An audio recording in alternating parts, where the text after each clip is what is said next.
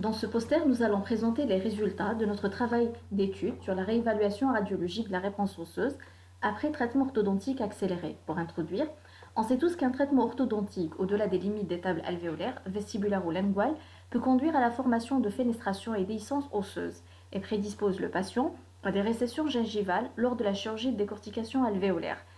Une possibilité de greffe de tissu dur ou mou peut être envisagée grâce à la technique de tunnelisation, ce qui améliore le parodonte en fin de traitement et réduit le risque de fragilisation de ce dernier. L'objectif de notre étude était de réévaluer la qualité de support osseux en fin de traitement et de vérifier la possibilité ostéogénique d'une telle procédé. Donc, notre échantillon a été constitué de 33 patients adultes consultant au service d'EDF CHU Oran pour la correction d'un encombrement dentaire modéré à sévère en classe 1 par un traitement orthodontique accéléré, assisté par des pisocorticisions alvéolaires, ce qui offre la possibilité de greffe osseuse. Des mesures d'épaisseur osseuse ont été effectuées au début et en fin de traitement pour quantifier le gain à 2 sites différents, des sites opérés et des sites non opérés.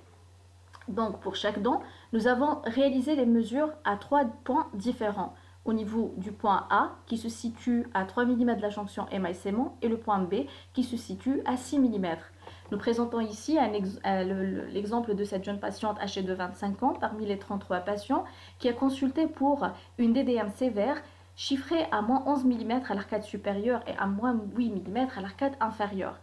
Également, la patiente présentait un parodonte type 3 selon Maynard et Wilson à l'arcade supérieure et de type 2 à l'arcade inférieure, ce qui a, c'est-à-dire on a envisagé un comblement osseux pour cette dernière pour renforcer le parodonte suite à la chirurgie de décortication alvéolaire. Donc ici, le cas au début de traitement, une DDM trop marquée avec ectopie des canines du côté gauche. Avant de commencer, nous avons préparé du PRF en prélevant du sang veineux qui a été centrifugé pour faciliter la cicatrisation.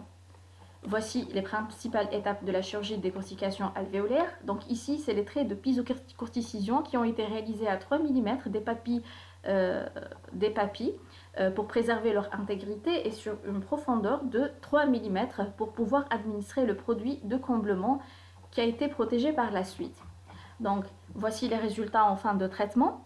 Un soulagement de la DDM sans avoir recours aux extractions ou à des réductions amélaires interproximales, et ceci grâce à l'expansion obtenue suite à la chirurgie de décortication alvéolaire. Donc ces résultats-là ont été contrôlés grâce à des imageries 3D.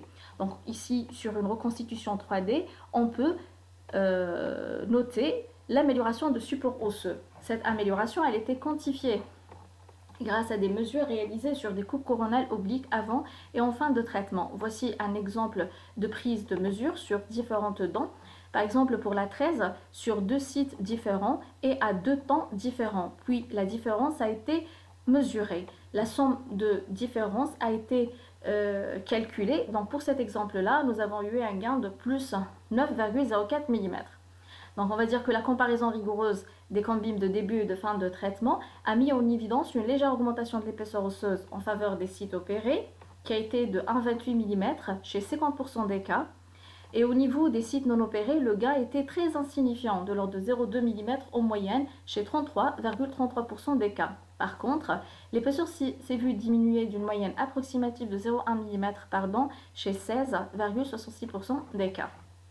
Donc, le cas clinique présenté sur cet article illustre la capacité ostéogénique induite par les corticotomies alvéolaires associées aux greffes osseuses lors de la correction de l'encombrement dentaire, ce qui semble avantageux dans les cas de mouvements de grande amplitude, tel que le cas présenté, et dans des cas particuliers où le support parodontal il est fin, notamment chez l'adulte. Pour conclure, on va dire que l'association de la corticotomie alvéolaire au traitement orthodontique conventionnel s'avère de plus en plus nécessaire, notamment lors de la prise en charge de l'adulte, dont la physiologie est un peu particulière.